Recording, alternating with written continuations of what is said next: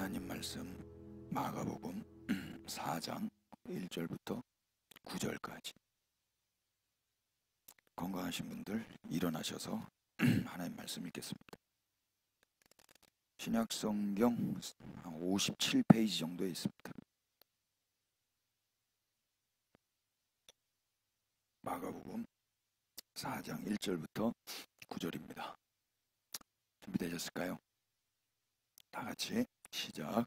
예수께서 다시 바닷가에서 가르치시니 큰 무리가 모여들거늘 예수께서 바다에 떠있는 배에 올라 앉으시고 온 무리는 바닷가 육지에 있더라.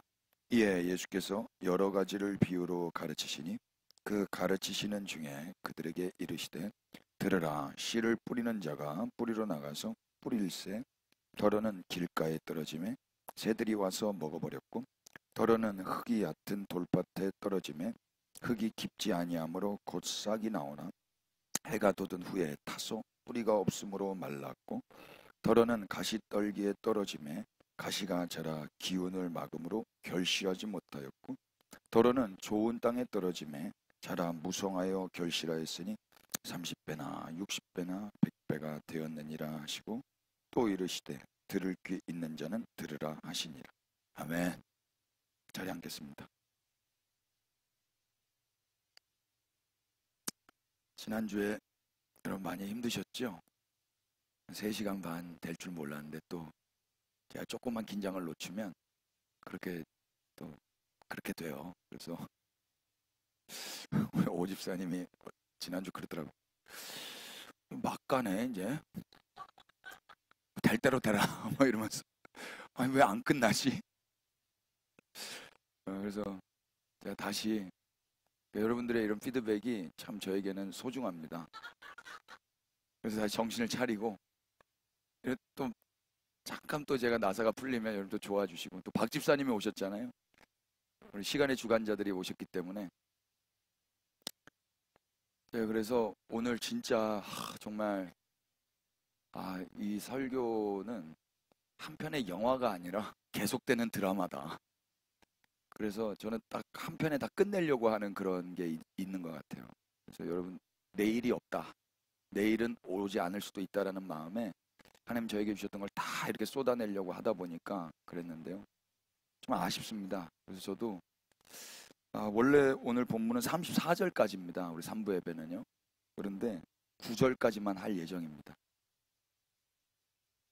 참 여기에 아무도 아쉬워하시는 분이 안 계신 게 참 비통한 현실입니다만 그래도 이게 초신자용이거든요. 근데 점점 초신자 예배에 사람이 부응하기 시작하면서 제가 이거 좀 대책이 필요하다. 초신자 지금 제가 처음에 1부 예배가 탄생하고 나서 여기가 1부인가 3부인가 헷갈렸거든요. 근데 지금 또다시 그런 형상들이 일어나고 있어요. 아무튼 좀 아쉽습니다. 그래서 더 이거에 대해서 더 정말 그 다음 이야기들을 해드리고 싶은 이야기들이 많이 있는데 그건 다음 주에 하자고요. 다음 주에 우리가 만나게 되겠죠? 네. 진짜 이래놓고 못 만날 수도 있어요, 여러분. 우리는 지난 시간에 기독교가 뭔지 또 예수님의 가족은 어떻게 되는지를 확인했어요. 혹시 기억나시는지 모르겠습니다. 기독교는 어떤 집단이었던가요?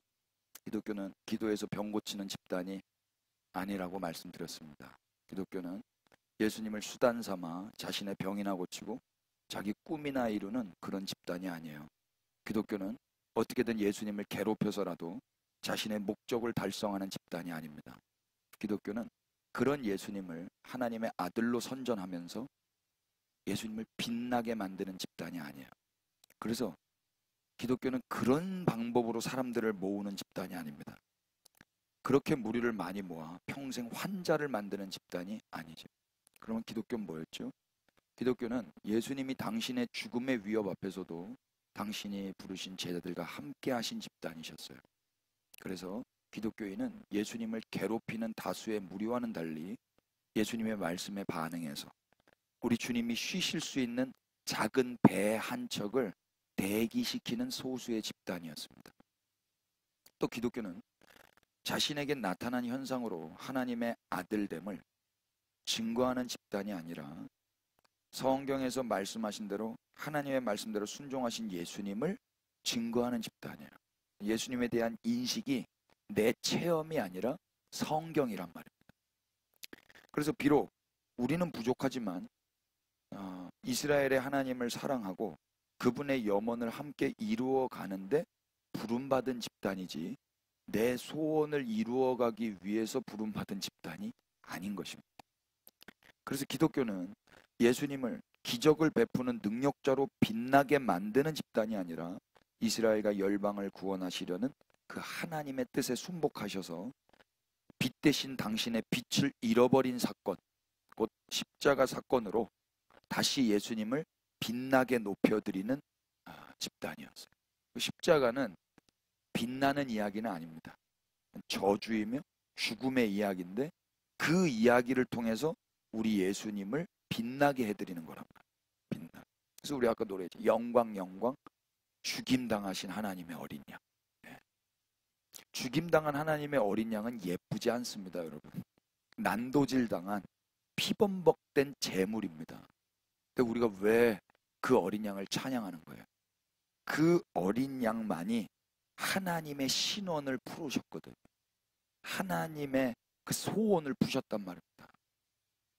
여러분, 기독교를 이렇게 믿고 계시기를 바라요. 예수님의 가족은 어떻게 결정되었죠? 우리의 결정이 아닌 그분의 결정, 우리의 원함이 아닌 그분의 원함으로 재구성되었습니다. 그러니까 내가 원한다고 가족이 되는 게 아니었죠. 왜 이렇게 하시는 거죠? 그렇게 해야만 가족 관계가 영원히 유지될 수 있기 때문입니다. 내가 선택한 관계는요, 언제든지 깨질 수 있죠. 우리는 믿을 만한 자들이 못 되기 때문에 그렇습니다. 그러나 그분이 원하신 관계라면 깨질 수가 없을걸요. 왜냐하면 그분은 신실하신 분이시기 때문에 그렇습니다. 그래서 우리는 로마서에서 확인했었죠. 하나님의 가족, 곧 상속자는 율법에 의해서가 아니라 믿음, 곧 은혜에 의해서 된다라는 걸 말입니다. 그렇다면 하나님은 왜 이렇게 당신의 가족을 다시 만드시는 거죠? 율법으로, 곧 이스라엘 측에서, 인간 측에서 하나님의 가족 관계를 만들 수도 없고 그 가족 관계를 깨버렸어요. 율법을 어김으로, 지킬 수 없으므로. 앞으로도 그들의 실력과 수준으로는 이 가족 관계를 다시 회복시킬 수도 없어요. 그래서 하나님은 믿음의 주인이 되시는 예수님을 보내주신 겁니다. 그 아들 주신 하나님께 그래서 우리가 영광을 돌리는 거예요. 다시 하나님과의 가족 관계, 우리를 당신과 한 가족, 그분의 상속자가 되게 하셨기 때문에 우리는 찬양을 하는 거죠.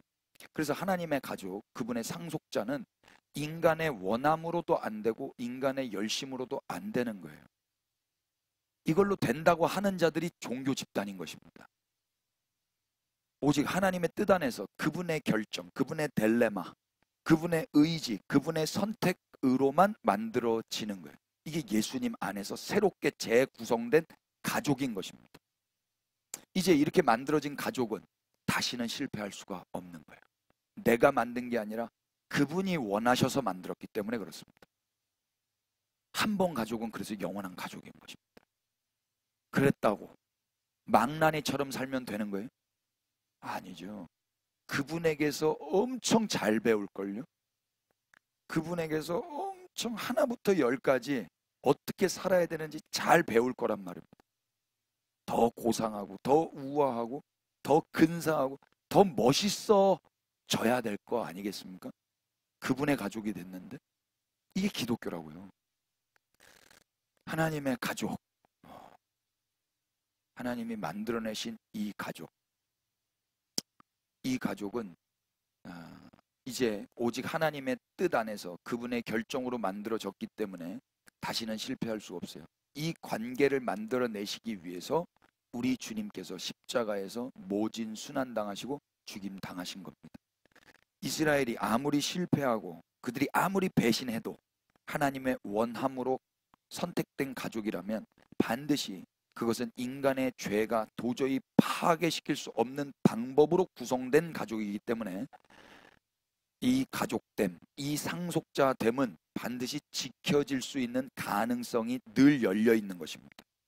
인간 측에서 어떤 실패를 했다 해도 여러분 이걸 잘 기억하셔야 됩니다. 그래야만 오늘 말씀을 이해하시는데도 도움이 될 거예요.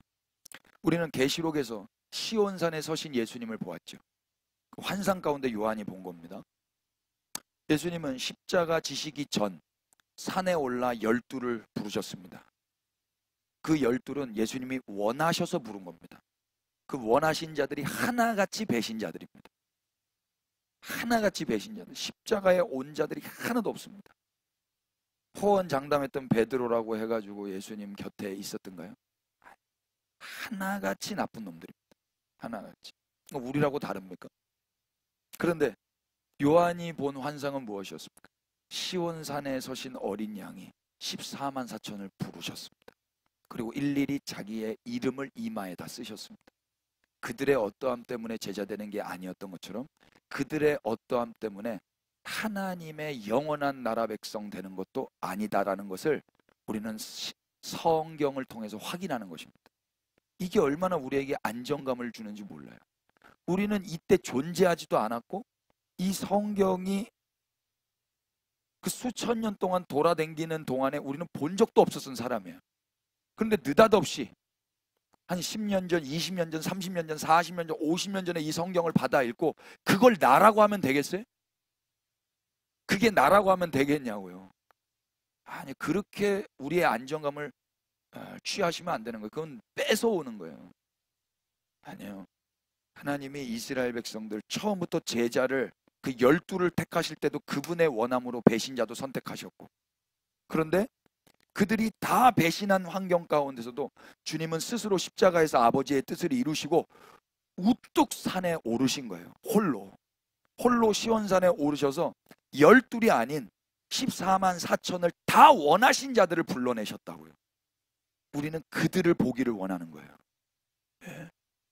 우리는 열방이에요. 그 은혜의 주님이 동일하게 아무것도 한 것 없는 열방의 우리에게까지도 똑같은 상속자가 되게 해 주셨습니다.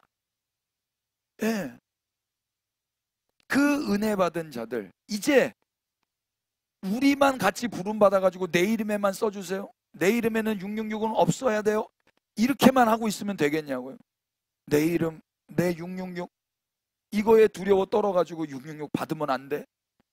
교회가 늘 이것 때문에 씨름했단 말입니다. 누구의 이마에는 666이 있고 누구의 이마에는 어린 양의 이름이 있는데 나는 666을 받지 말아야지. 받지 않는다고 안 되는 게 아니에요, 여러분. 안 될 것 같으세요? 국민은행 갔더니 손에 이렇게 뭐 하는 거 하라 하더라고요. 그런 거 하셨어요, 여러분? 우리 집사람, 제가 현대문물 우리 박 집사님한테 저는 이제 폰뱅킹으로 이렇게 이제 계좌번호 누르고 있는데 자꾸 뒤에서 말 시켜가지고 2번 또 하고 3번 또 하고 가만히 있어요. 지금 이거 들어야 된다고 하는데 뭐 하냐는 거예요, 자꾸. 가만히 있어. 이게 중요한 거 아닌가? 요즘 세상에 누가 그걸 하고 있냐는 거예요. 그럼 요즘에 어떻게 하냐고. 무슨 뭐 이렇게 해가지고 이렇게 하면은 뭐 이렇게 된다면서요. 그런 세상에 있었더라고요. 제가 그래가지고 저분하고 같이 은행 가가지고 저는 이렇게 돌봄이 필요한 애처럼 가만히 있고, 김민규 씨 본인이신가요? 네, 본인입니다. 근데 박희연 씨가 다 아시는 거예요. 저는 돌봄이 필요한 아이처럼 옆에서 이렇게 이름 말하면 이름하고 사인하라고 하면 사인하고 딴 데 쳐다보고 있다가 김민규 씨 사인 여기 하세요. 저 그랬거든요. 근데 또 세상이 바뀌어서 이 뭐 손 요것만 하면은 이게 되더라고요. 그래? 안 하셨어요, 여러분? 근데 이거 하면은 딱 그게 이제 생체 인식 이런 것처럼 이렇게 되는 거예요. 제가 우리 집사람이랑 이게 ATM 기계에 가가지고 여보 왜 그거 그렇게 이거 누르고 앉아 있냐고, 카드 안 가져와도 되고 이거 해도 된다고 그래서 이 사람 베리침 맞을 사람이네 제가. 속으로. 여러분, 저는 그 베리칩이 666이라고 믿지 않아요. 그거는요 예전에도 있었고요. 저는 그런 식으로 성경을 해석하지 않아요. 그러니까 여러분 이런 거에 두려워하신다면 예수님 믿는 거 아니에요. 그러니까 큰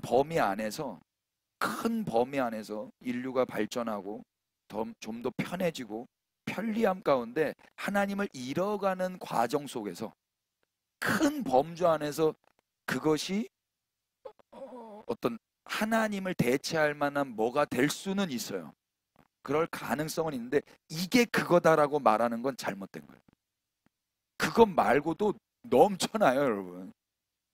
666은 제가 예전에 매일 한 장씩 요한계시록 묵상한 거 그걸 신천지들이 봤거든요. 666은 비운의 숫자예요. 777이 되고 싶은 슬픈 숫자가 666이거든요. 그 777이 되고 싶은 거예요. 예수 그리스도가 되고 싶은데 안 되니까 아류로 떨어진 거거든요. 그러니까 우리 안에 예수 그리스도가 아니면 그거 다 666인 거예요, 여러분.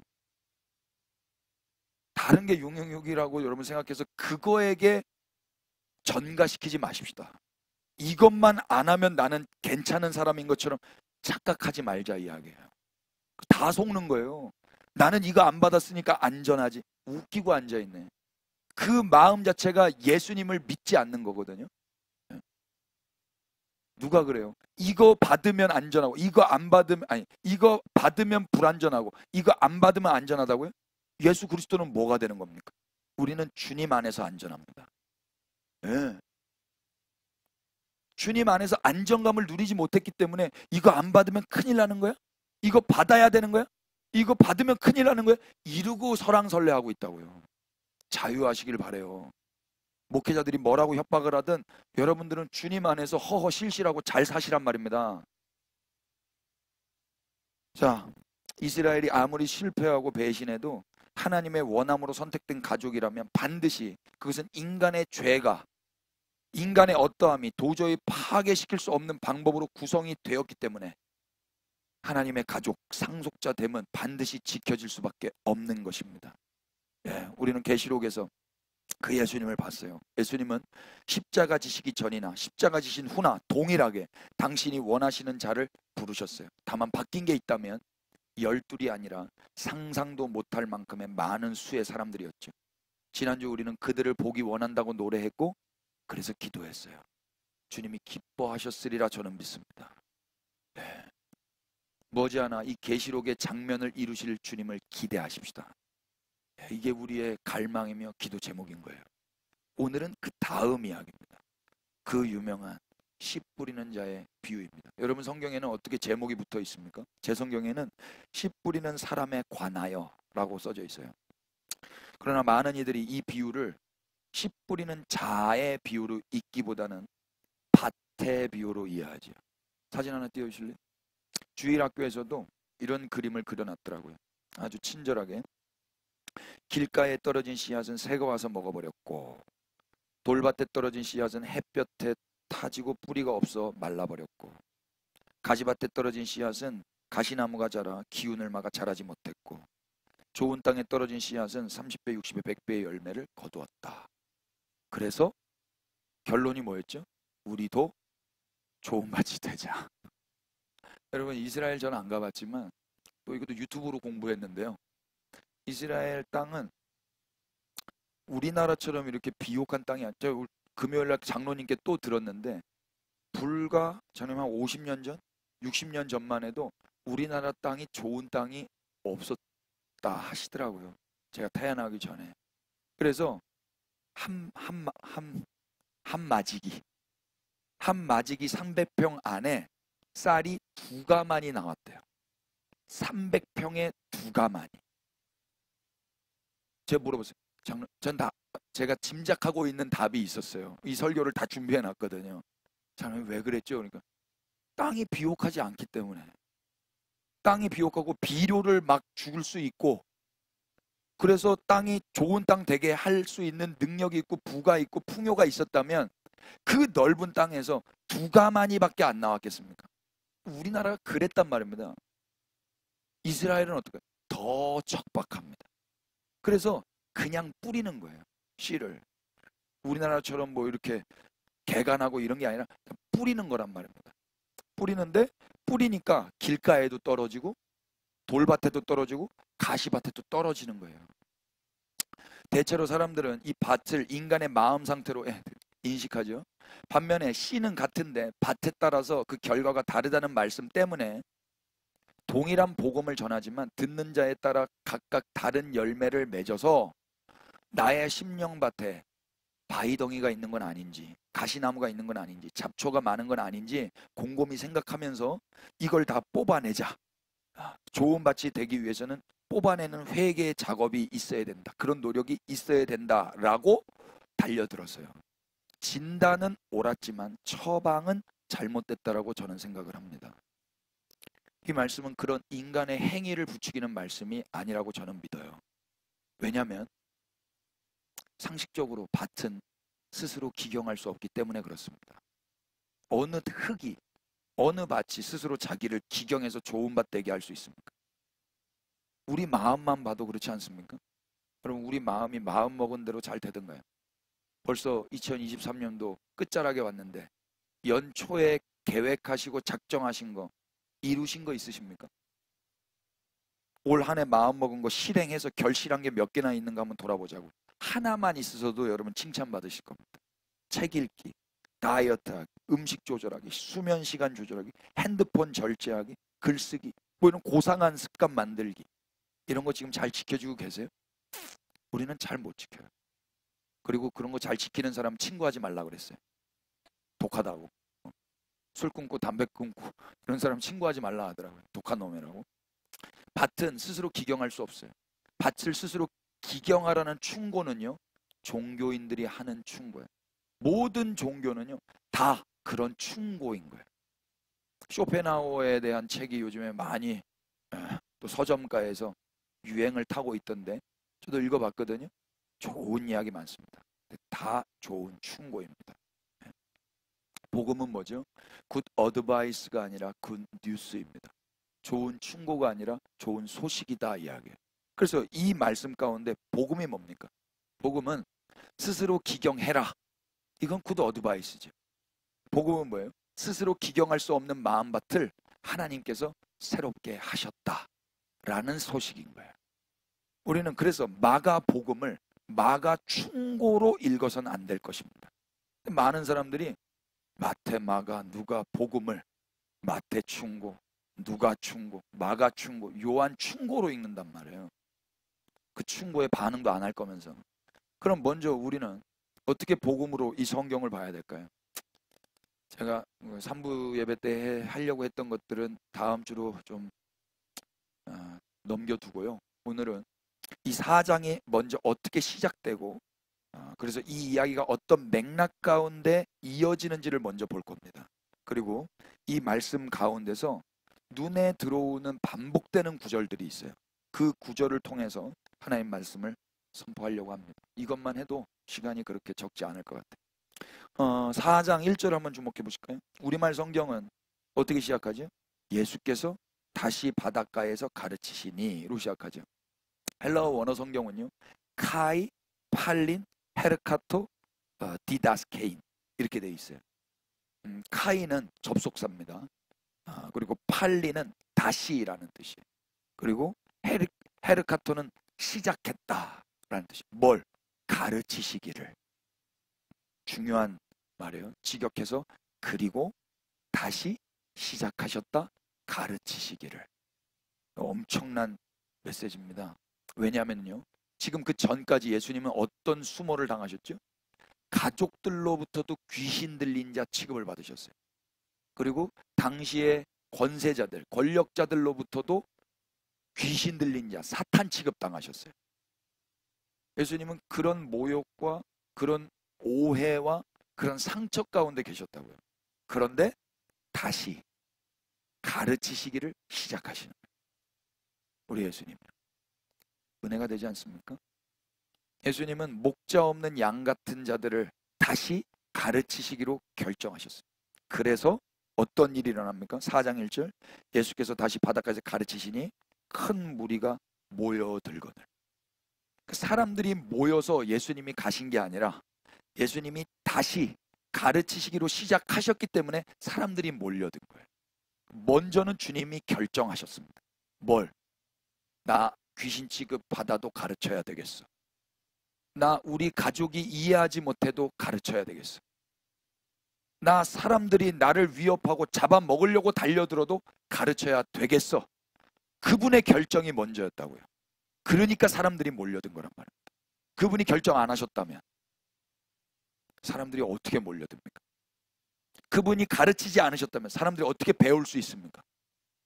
그분이 가르치시기로 결정하셨기 때문에 상처를 받아도 사람들이 이해 못해도 다시 가르치시기로 결정하셨기 때문에 사람들에게 배움의 기회가 주어지는 거예요. 이게 은혜란 말입니다. 예수님이 삐져가지고 엄마도 날 몰라주네. 내 동생들도 날 몰라주네. 이 사람들도 날 서기관이라는 저 성경을 그렇게 읽었다는 사람들도 나를 몰라주네. 난 못 해먹겠다. 안 가르쳐. 나 안 해. 이래버렸으면 어떻게 되냔 말이에요. 예수님 안 그러시고 다시 가르치시기를 시작하셨다 이야기예요. 은혜가 되지 않습니까? 그래서 먼저는 그분의 결정이 언제나 시작인 거예요. 주님이 시작하셔야만 그 다음 이야기들이 진행될 수 있는 거예요. 인간이 말씀을 듣고 배울 수 있었던 이유도 우리 인간의 청력이나 이해력 때문이 아니라 먼저는 그분이 가르쳐 주시기로 결정하시고 시작하셨기 때문임을 우리 인간들이 기억할 수만 있다면 우리는 들으면 들을수록 배우면 배울수록 잘난 척하거나 자랑을 하는 게 아니라 감사하고 감격하고 그분을 찬양하게 될 것입니다. 섣불리 그래서 이 본문 말씀을 가지고 밭을 기경하라고 말해서도 안 될 것이고 기경하려고 달려들어서도 안 될 것입니다. 우리는 먼저 가르치시기로 시작하신 주님을 예배해야 할 것입니다. 네. 그분이 가르치신 내용이 뭐예요? 씨 뿌리는 자의 비유인 거예요. 이분이 자기가 귀신 취급 받으면서도 가르치려고 의지를 갖고 시작하신 이야기. 이게 야 니네 밭을 잘 기경해야 돼. 그래야 좋은 밭 돼요. 30배, 60배, 100배 축복받는 거야. 이따구 이야기 하시려고 당신의 마음을 돌보지도 아니하시고 가르치기로 결정하셨을까요? 좀 그렇게 여겨지지가 않더라고요. 예수님이 뭐라고 말씀하시는가? 본격적으로 예수님이 가르치신 게 뭔지 한번 보자고요. 그게 뭐죠? 자, 3절 보십시다. 들으라. 시작. 들으라. 씨를 뿌리는 자가 뿌리러 나가서 뿌릴새 길가에 떨어짐에 새들이 와서 먹어버렸고 더러는 흙이 얕은 돌밭에 떨어짐에 흙이 깊지 아니하므로 곧 싹이 나오나 해가 돋은 후에 타서 뿌리가 없으므로 말랐고 더러는 가시떨기에 떨어짐에 가시가 자라 기운을 막음으로 결실하지 못하였고 더러는 좋은 땅에 떨어짐에 자라 무성하여 결실하였으니 30배나 60배나 100배가 되었느니라 하시고 또 이르시되 들을 귀 있는 자는 들으라 하시니라. 아멘. 이걸 가르쳐 주시려고 예수님이 다시 일어나셔서 힘을 내신 거예요. 뭐라고 시작하시죠? 들으라. 잘 들어. 이렇게 말하고 계십니다. 듣기 전에 여러분들의 교육을 돕고자 시청각 차원으로 사진을 2장 띄워드리도록 하겠습니다. 한 그림은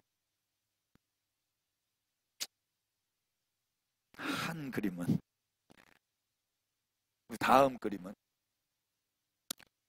어때요? 비슷해요? 달라요? 첫 번째 그림 한번 보실래요? 이 그림하고 두 번째 그림.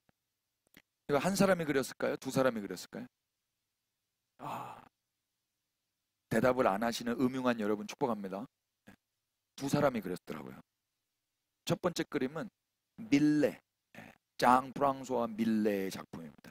몇 년도 작품이면 1850년 작품입니다. 그리고 두 번째 작품은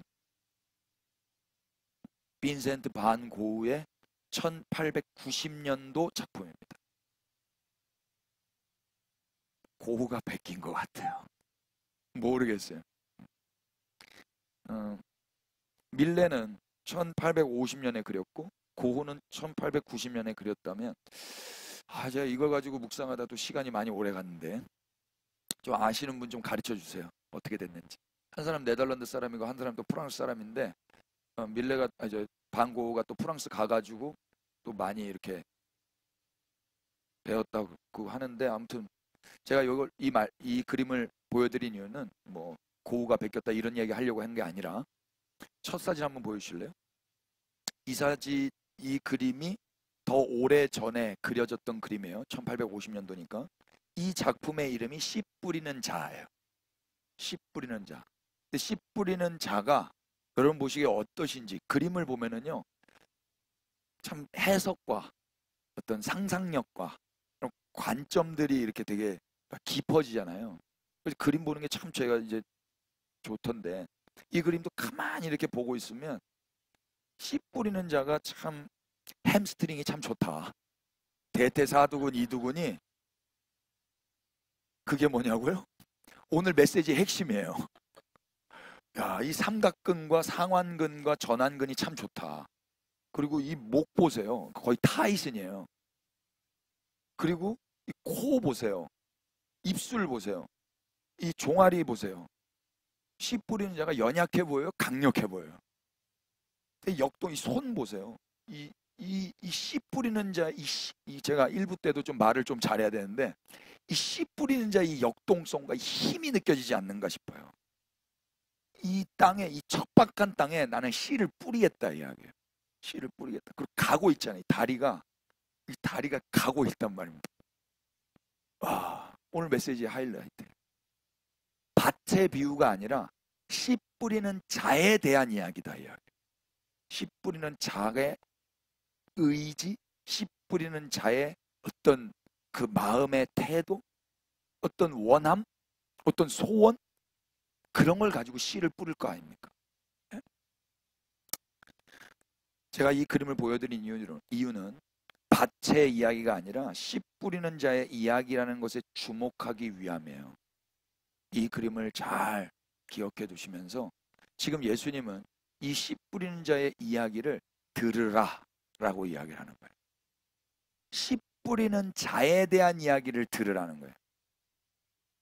이것도 안 듣고 먼저 네가 밭인 양 뭘 하려고 하지 말고 잘 들으라 이야기예요.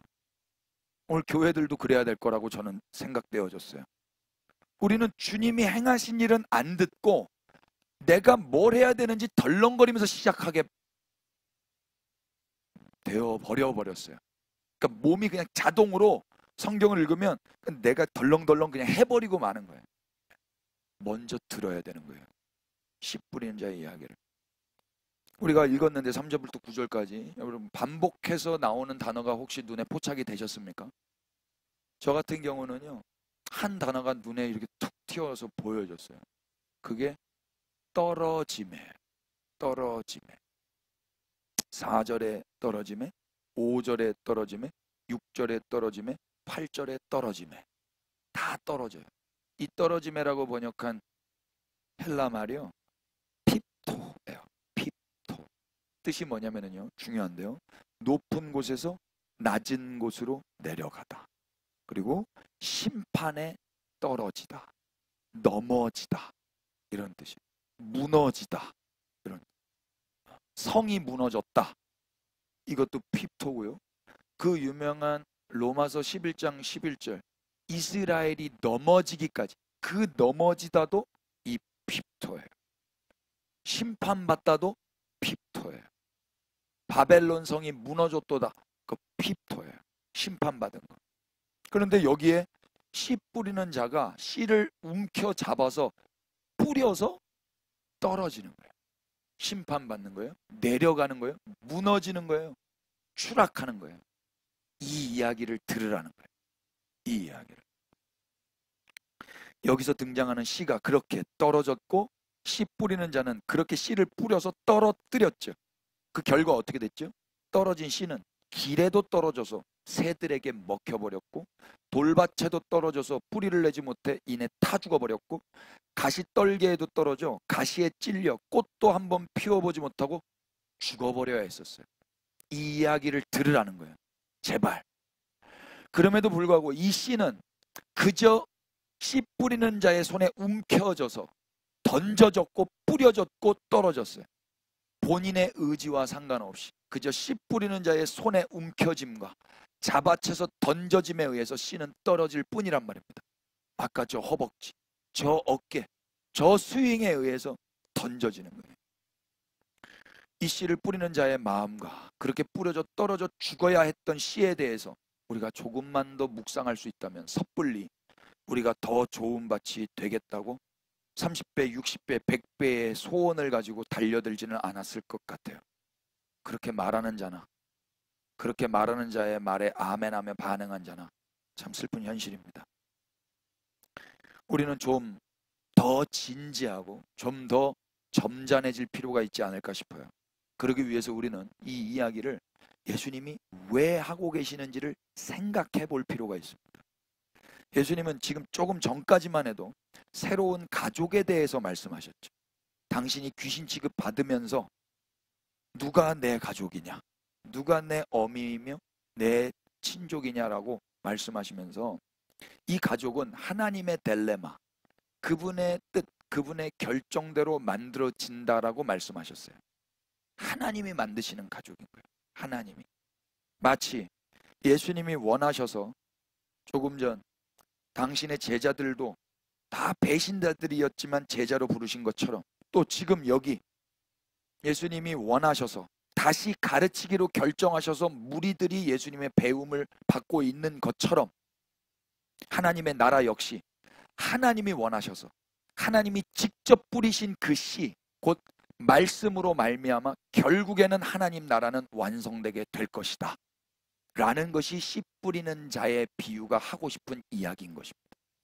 내가 어떤 조롱을 받건, 내가 어떤 귀신 취급을 받건, 내가 엄마 아빠로부터, 내가 가족으로부터, 가까운 사람들로부터 다 배신을 받고 죽임을 당하건 하나님의 나라는 올 수밖에 없다. 이게 씨 뿌리는 자의 비유란 말이에요.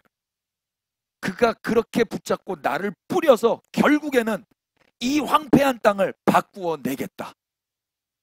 그래서 이스라엘 이 척박한 땅 가운데 하나님의 나라는 다시 완성될 것이다. 이게 예수님이 잘 들어. 내가 그래서 온 거야.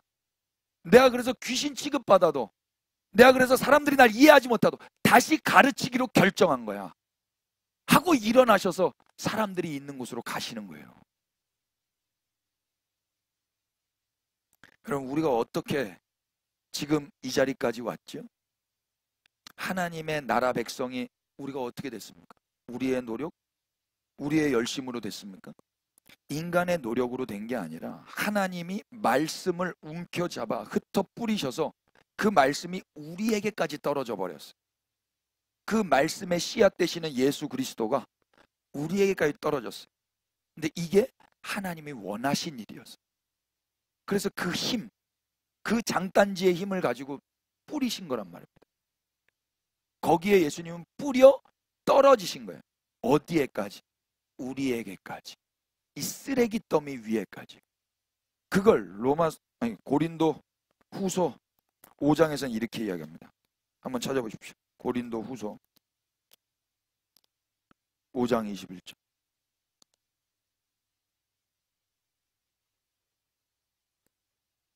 다 같이 하나님이 시작. 하나님이 죄를 알지도 못하신 이를 우리를 대신하여 죄로 삼으신 것은 우리로 하여금 그 안에서 하나님의 의가 되게 하려 하십니다. 아멘. 이게 하나님이 하신 역사예요. 참 민망하지만 좋은 소식입니다. 우리가 하나님의 의가 되는 데 있어서 우리가 한 일이 뭐가 있어요? 좋은 땅 되게 하려고 우리가 한 일이 뭐가 있냔 말이에요. 아무것도 없죠. 유일한 의인 되시는 좋은 씨 되신 주님이 하나님의 손에 붙들려서 뿌려주시고 떨어지신 거예요. 죄밖에 없는 우리 가운데 그분이 죄가 되셔서, 그래서 우리는 느닷없이 하나님의 의가 돼버린 거예요. 좋은 땅이 아니었는데 좋은 땅이라고 불려지게 된 거예요. 좋은 땅이라고. 그분이 죄가 되신 결과였죠. 그분이 심판받아 떨어지시게 된 결과였어요. 그래서 우리는 그 안에서 의가 된 거예요. 우리의 존재가 바뀐 건 우리의 노력의 결과가 아니라 하나님의 결정의 결과인 것입니다. 그래서 아무리 그 밭이 길가이며 돌밭이며 가시떨기이며 우리 같은 죄덩어리 쓰레기밭이라 할지라도 그곳에 하나님이 던져 뿌리신 그 씨가 자라 생명을 꽃피우게 하시고자 하신 그 하나님, 그 하나님이 우리를 새롭게 변화시키신 겁니다.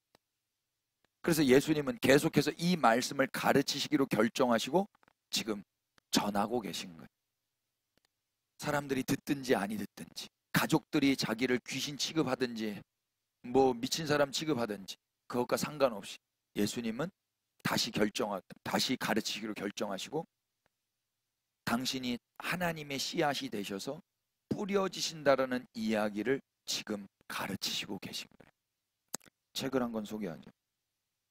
나태주 시인을 혹시 아시는지 모르겠어요.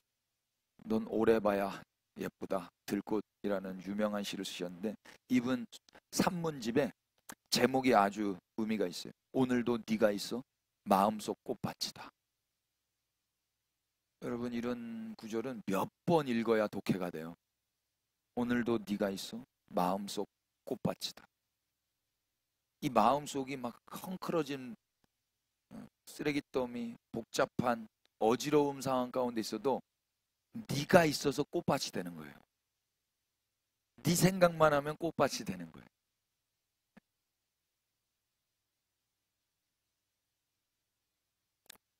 공감 안 되는 느낌이 너무 당황스럽지만 여러분, 꽃이 없는데 무슨 꽃밭이 될 수 있겠어요? 이 마음밭이 꽃밭이 됐다면 자기에게 누군가가 꽃이 있는 거예요. 그 사람이 꽃이기 때문에 내 마음밭이 꽃밭이 된 거예요. 꽃이 있기 때문에 꽃밭이 된 이 현실.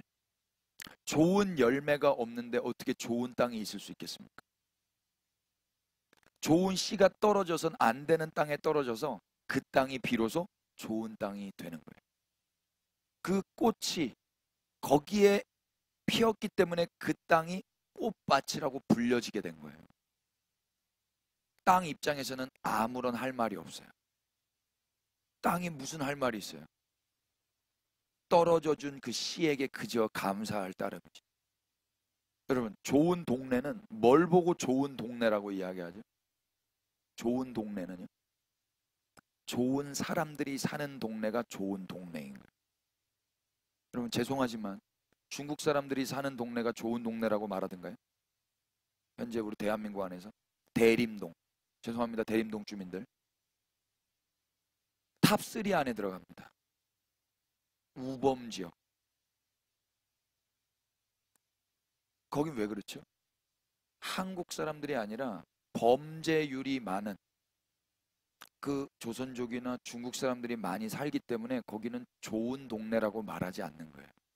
그런데 만약에 그런 동네에 한국 사람들이 계속 들어가 사는 거예요. 싸우지 않는 사람들, 범죄를 저지르지 않았던 이력이 있는 사람들, 좋은 사람들, 그러면 그 땅은요 머지않아 좋은 동네가 되는 거예요. 좋은 동네가 되는 거 쉽습니다, 여러분. 좋은 사람들이 그 동네로 가면 되는 거예요. 그 동네는 그 동네가 스스로 좋은 동네 되려고 하는 게 아니라 그 동네 안에 사는 사람들로 말미암아 좋은 동네라고 평가를 받게 되는 거다 이야기예요. 그래서 나쁜 땅에도 좋은 사람들이 살면 그 땅은 머지않아 좋은 땅이 되는 거죠. 사람들이 이제 질문하게 될 거예요. 왜 이 사람들이 우리 동네 살지? 이렇게. 이 사람들이 왜 왔지? 우리 동네 사람들 같지 않은데. 제가 2015년도 12월 10날 목포로 이사를 갔거든요. 그 목포는요, 뭐 이제 4군데로 이렇게 신시가지가 2군데나 벌써 신도시가 개발이 돼가지고 3군데가 벌써 신도시가 생겨버렸어요. 근데 저는 완전 옛 도시로 갔거든요. 거기는 근현대 역사가 고스란히 있는 동네였어요. 뉴스에도 자주 나왔던 한 국회의원이 거기 막 땅 사가지고만 했던 그 동네. 제가 횟집 2층으로 이사를 간 거거든요. 근데 거기는 평균 연령이 다 80세예요. 다 할머니들밖에 없어요. 할아버지들은 이미 돌아가셨고 할머니들만 오래오래 장수하고 계신데 우리가 가니까 애기들 소리가 나잖아요. 그리고 제가 가니까 저 사람은 우리 동네 사람이 아니다 이야기예요. 왜 우리 동네 왔냐는 거예요. 우리 동네 살 사람이 아니다라는 거예요. 딱 봐도 아시더라고요, 저의 세련됨을. 그래서 저분은 아무래도 우리 동네 사람이 아니요 그러셨어요. 근데 그 좋아해 주셨어요. 우리 애들이 가면 애들을 모처럼 모신 거예요. 할머니들. 그러니까 얼마나 좋아요. 그러니까 그분들 후하시거든요. 가만히 안 내줘요. 사탕도 하나 주시고 아이스크림도 사주시고 호주머니에서 용돈도 주시고 그랬거든요. 제가 그때 알았죠. 아, 여기에 젊은 사람들이 많이 오면 이 동네가 달라지겠구나. 그래서 제가 그때 여기다가 카페 하면 된다. 제가 그때 돈 있는 사람들한테 몇 명 이야기했거든요. 안 하더라고요. 지금 거기 난리 났습니다, 여러분. 그 동네, 그러니까 그분 있잖아요. 그분이 그거 하기 전에 제가 이야기했었거든요. 여기에 땅 사라. 죄송합니다. 그러면 우리가 알다시피 우리는 좋은 사람입니까? 나쁜 사람입니까? 설교를 더 이상 못할 것 같습니다. 왜 의미적으로 우리가 예수님 안에서 좋은 사람들이 되었지만 우리가 본질상 진노의 자녀임을 다 인정하시죠? 우리에게 선한 것이 있든가요, 없든가요? 없습니다. 그래서 예수님이 그 땅 위에 떨어지신 거예요. 그래서 우리 안에서 이 꽃이 없는 땅, 이 선한 것이 없는 땅 가운데 떨어지셔서 우리를 꽃동네 되게 하신 거예요. 이걸 복음이라고 해요. 예수님이 이걸 들으라고 당신이 귀신 취급받아도 다시 가르치시기로 결정하신 거예요. 거기가 하나님 나라거든요. 하나님 나라는 인간들이 만듭니까? 하나님이 만드십니까? 하나님이 만드신 거예요. 아까 그 그림, 그 역동적인 그 근육에서부터 하나님이 씨를 붙잡고 뿌려 떨어뜨리셔서 만들어진 나라가 하나님의 나라인 것입니다. 그렇게 된 나라가 무슨 할 말이 있어요? 그 땅이 무슨 할 말이 있습니까? 아무런 할 말 없죠. 우리는 공로 없습니다. 모든 공로는 하나님과 어린 양께만 있습니다. 그래서 하나님 나라는 성삼위 하나님만 찬양을 받으셔야 할 나라인 것입니다. 그죠? 자신을 좋은 땅이라고 불러주신 것에 대해서 감격하고 하나님과 말씀의 씨앗으로 떨어지신 예수님께 감사하며 경배하는 나라, 거기가 하나님 나라인 거지.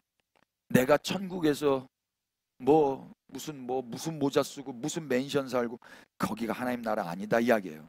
그래서 땅은 그저 씨를 받을 뿐이고 그 씨 안에 생명력으로 인하여서 나의 나됨을 감사하며 예배할 따름인 것입니다. 씨를 받는 거예요. 지가 받아들이고 안 받아들이고와 상관없이 받는 거란 말입니다.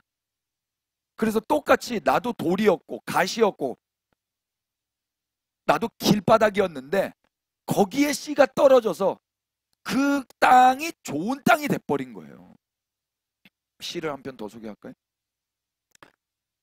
류시화 시인이 엮은 책, 제가 지난번에도 한번 소개했는데 사랑하라. 한 번도 상처받지 않은 것처럼 30페이지에 잘랄루딘 루미가 이제 작자로 되어 있는데요. 이 시를 읽고 또 읽고 참 감동과 감격을 받았습니다. 제목이 봄의 정원으로 오라예요. 이 13세기 정도에 쓰여진 걸로 추정을 하더라고요. 봄의 정원으로 오라. 이곳에 꽃과 술과 촛불이 있으니 만일 당신이 오지 않는다면 이것들이 무슨 의미가 있는가? 그리고 만일 당신이 온다면 이것들이 또한 무슨 의미가 있는가? 엄청나지 않아요? 이 무슨 반응이? 무슨 말인지 모르겠다고요? 그러니까 아이 참 이게 수준 안 맞아서 자, 어떤 사람이 정원에다가 꽃과 술과 초를 딱 세팅을 해놓은 거예요. 그리고 그 님만 기다린 거예요. 어서 오세요. 당신이 안 오시면 이 차려놓은 게 아무 의미 없어요. 그런데 당신이 왔어요. 당신이 오면 이 차려놓은 게 무슨 의미가 있어요? 당신이 내 전부인데. 이해되세요?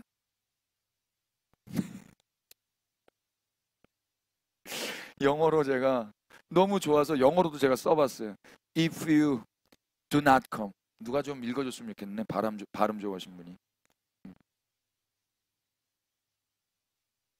대열이 아니고 these인데 these do not matter. If you do come, these do not matter. 그러니까 당신이 안 오면 이 모든 게 다 무슨 소용이고 무슨 일입니까? 아무 의미 없습니다. 근데 당신이 와버렸어요. 당신이 왔으면 이게 또 뭡니까? 내가 아무리 차려놓고 이게 뭐가 중요해? 그분이 주인공인데. 그렇지 않아요? 여러분, 우리 예수님이 우리에게 안 오셨다면 우리에게 그 어떤 크고 귀하고 열심 있고 어떤 노력을 한 그게 무슨 의미예요? 예수님이 안 오셨는데? 또 이제 예수님이 오셨어요. 예수님이 오셨다면 우리가 했던 그 일들, 우리가 준비했던 우리가 열심히 했던 그 기도, 그런 게 다 무슨 공로가 될 수 있겠습니까? 아무것도 아닌 거예요. 예수님만이 우리의 전부가 되십니다.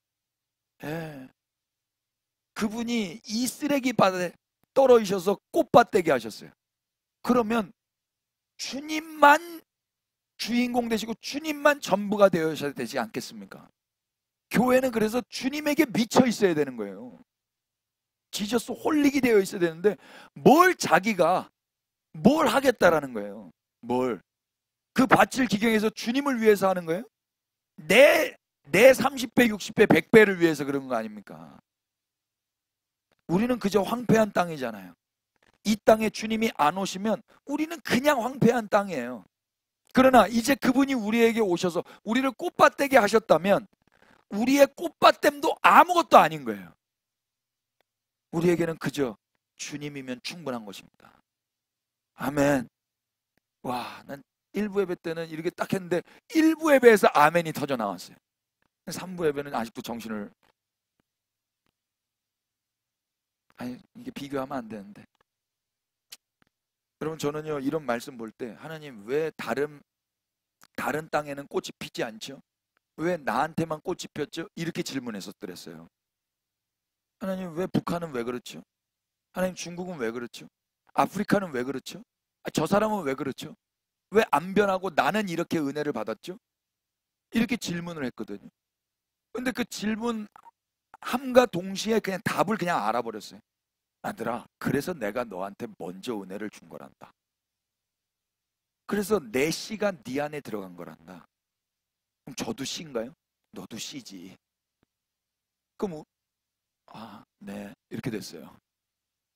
그분이 우리를 잡고 이제 던지실 때 왜 던져? 이런 말 못하는 거예요. 이 은혜를 받아버렸잖아요. 이제 영광스러운 일에 동참하게 됐다 이야기입니다. 아멘. 네, 아멘이에요. 교회는 이 영광을 바라보는 거예요. 예수님이 요한복음 12장에서 뭐라 그래요? 인자가 영광을 얻을 때가 왔다 그래요. 그게 뭐예요? 네, 찾아보실래요? 요한복음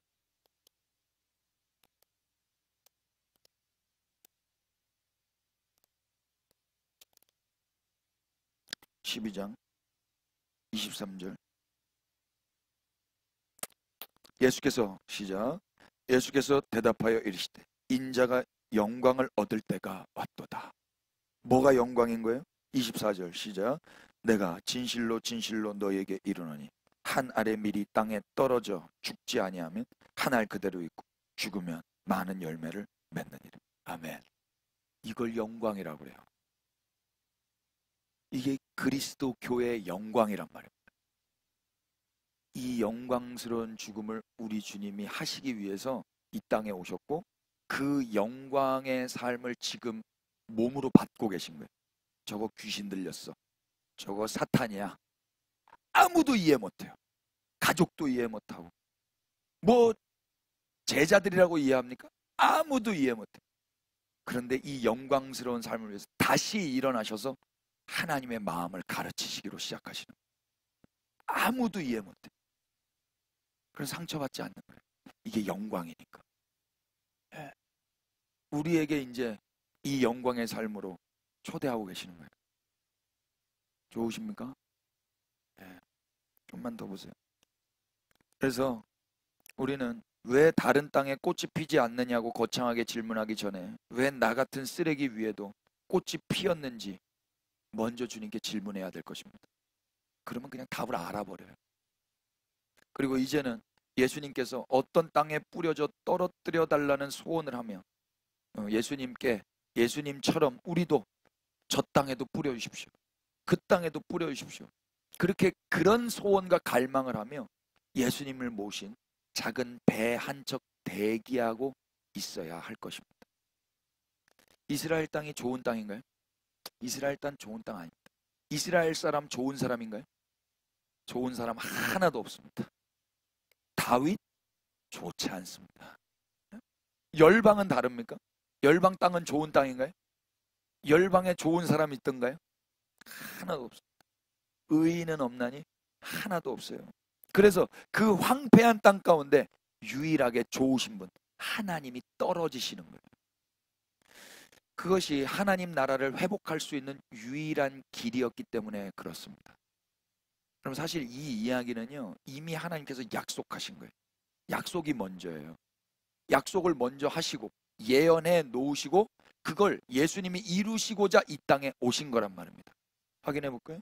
예레미야서 31장.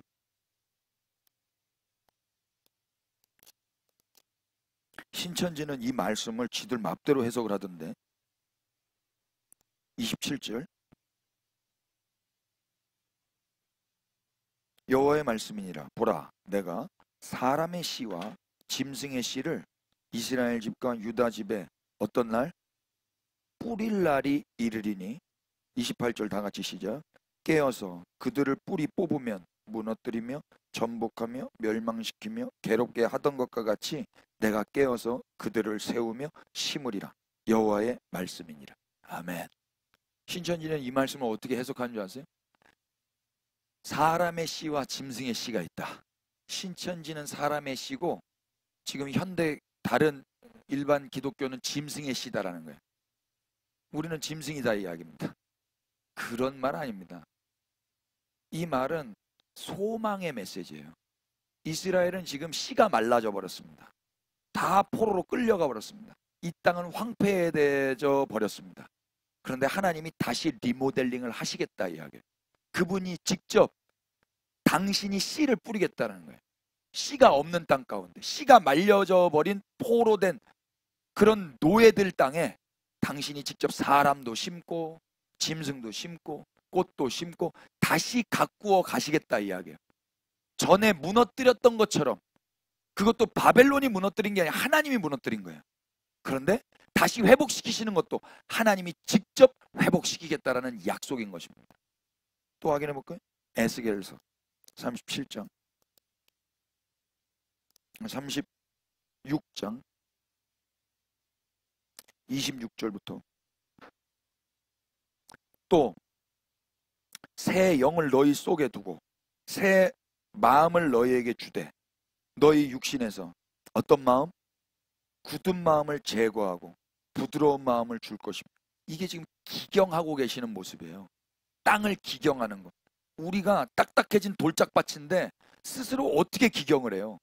그분이 그분의 영을 주셔서 그분이 우리에게 들어오셔서 딱딱했던 게 부드러워지는 거란 말입니다. 내 영을 너희 속에 두어 씨를 심는 그 하나님의 씨 뿌리는 자의 이 역동성을 보시란 말입니다. 너희로 내 율례를 행하게 하리니 너희가 내 규례를 지켜 행할지라. 인간의 어떠함으로 행해지는 게 아니라 그분이 계속 씨를 뿌리는 거예요. 씨를. 이 뿌려지는 그분의 강력한 역사 때문에 이 인간들이 과거에는 할 수 없었던 일들이 해질 수밖에 없게 되는 거예요. 오늘 우리처럼 말입니다. 또 내가 너희 조상들에게 준 땅에서 너희가 거주하면서 이제 다시 내 백성이 되고 나는 너희의 하나님이 되리라. 하나님 나라가 회복되는 거예요. 내가 너희를 모든 더러운 데서 구원하고 곡식이 풍성하게 하여 기근이 너희에게 닥치지 아니하게 할 것이다. 곡식이 풍성하게 한답니다. 또 나무의 열매와 밭의 소산을 풍성하게 하여 너희가 다시는 기근의 욕을 여러 나라에게 당하지 아니하게 하리니 그때에 너희가 너희 악한 길과 너희 좋지 못한 행위를 기억하고 너희 모든 죄악과 가증한 일로 말미암아 스스로 밉게 보리라. 여러분, 이 순서가 중요해요. 종교적인 회개는 나를 먼저 스스로 밉게 보게 한 다음에 회개하고 복을 받는 거예요. 근데 여기는 어떻게 되죠? 하나님이 먼저 복을 줘버리세요. 복을 느닷없이 받아버리면 그 은혜 가운데 자기가 밉게 보여지게 되는 거예요. 그때 비로소 내가 길밭이었지, 내가 돌밭이었지, 내가 쓰레기더미였지. 근데 내가 왜 이 은혜를 받았지? 내가 밉게 보여지는 걸 그때 알게 된다고요. 그걸 자기 부인이라고 하는 거예요. 나는 이걸 받을 존재가 아닌데 내가 어쩌다 이걸 받았지? 아, 하나님 당신의 결정이었구나.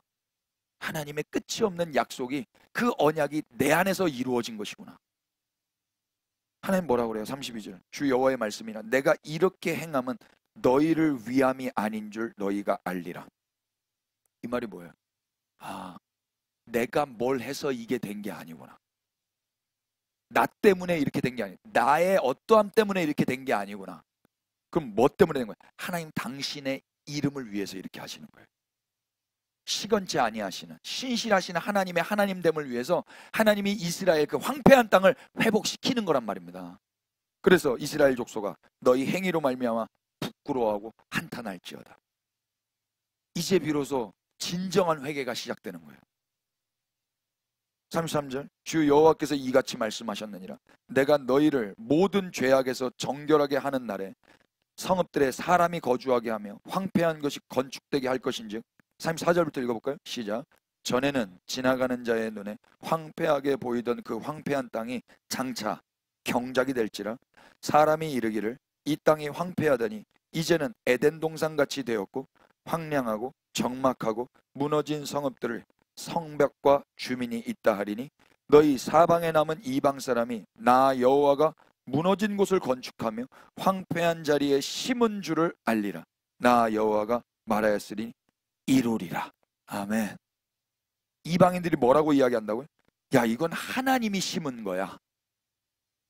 어떻게 이 소망 없는 황폐한 땅이 이 에덴 동산처럼 회복되지? 이건 하나님이 하신 거야. 이렇게 말하게 된다고. 하나님 마지막에 뭐라고? 나 여호와가 말하였으니 이루리라. 아까 그 그림, 내가 이룬다. 내가 뿌린다. 반드시 어떤 길에도 어떤 돌밭에도 어떤 가시떨기에도 내 나라를 내가 만들겠다. 이게 하나님의 하나님 되심인 거예요. 하나님은 씨를 뿌리셔서 다시 황폐한 땅을 경작하실 거라고 약속하셨어요. 다시 황폐한 땅에 에덴 동산같이 다시 주민이 사는 곳으로 변화된다면 이제는 누가 영광을 받으셔야 됩니까?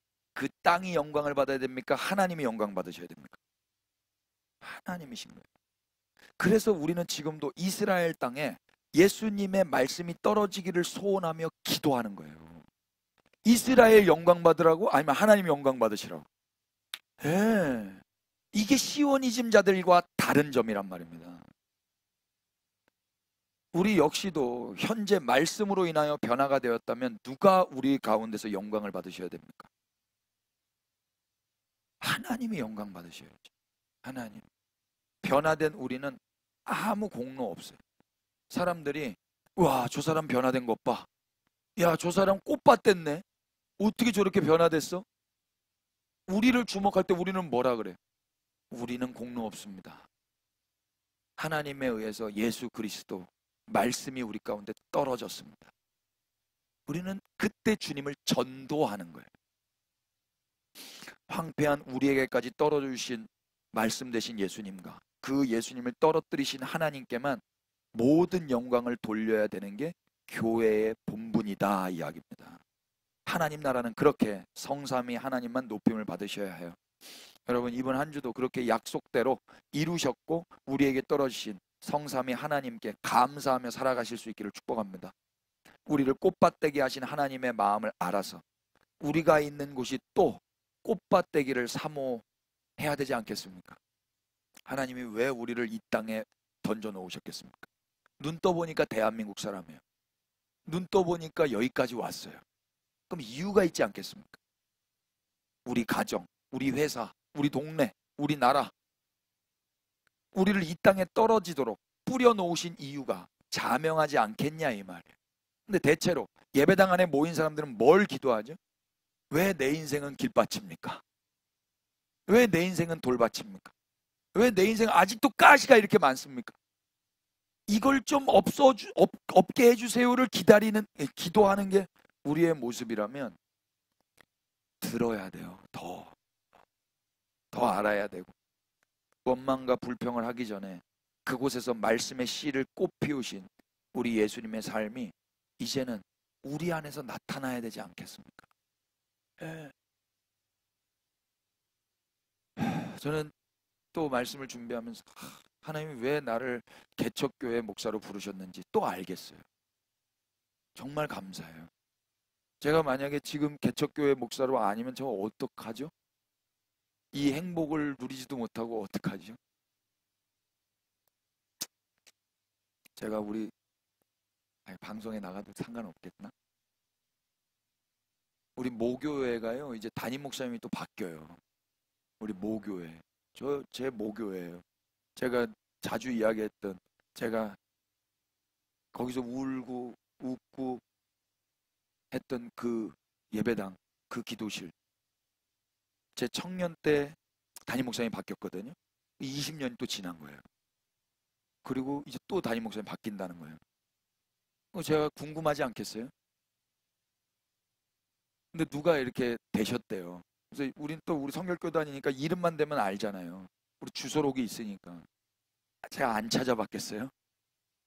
찾아봤죠. 근데 거긴 다 비밀 투표를 했더라고요.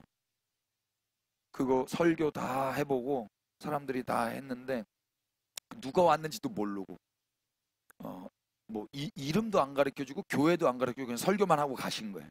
그리고 그렇게 뽑았다 하더라고요. 근데 이제 다 결정이 됐어요.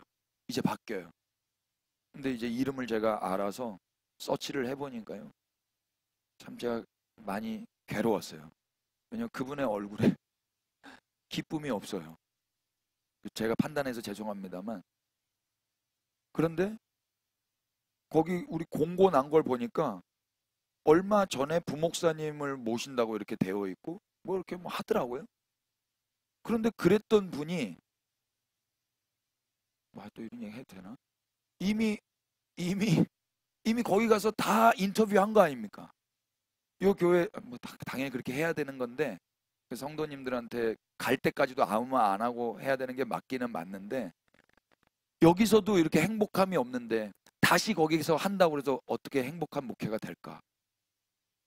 뉴스에 나온 게 2018년도에 거기 담임 목사가 된 거예요. 그럼 지금 5년, 6년 된 거거든요. 5년, 6년 됐는데 왜 또 갈아타냔 말이에요. 그게 이상하더라고요. 속이 많이 상했어요. 우리 교회니까, 제 모교회니까, 제 몸이거든요. 그냥 있는 그 자리에서 불평하지 말고 그냥 그 자리에서 꽃을 피울 수는 없었던가? 꼭 갈아타야만 했었던가? 그냥 목사들만 그렇겠습니까? 목사들도 그 지경인데 다 자기를 위해서 여기는 길이가 너무 딱딱합니다. 여기는 돌이 너무 많습니다. 여기는 가시가 너무 많습니다. 나는 여기 있을 사람이 아닙니다. 나를 옮겨주십시오. 이렇게 기도하고 있다면 예수님의 영광은 모르는 것 같아요. 저는 안 그렇고 싶고요. 여러분들도 안 그러셨으면 좋겠어요. 멋있게 살았으면 좋겠다고요. 예수님이 우리를 사람들의 어부로 부르셨어요.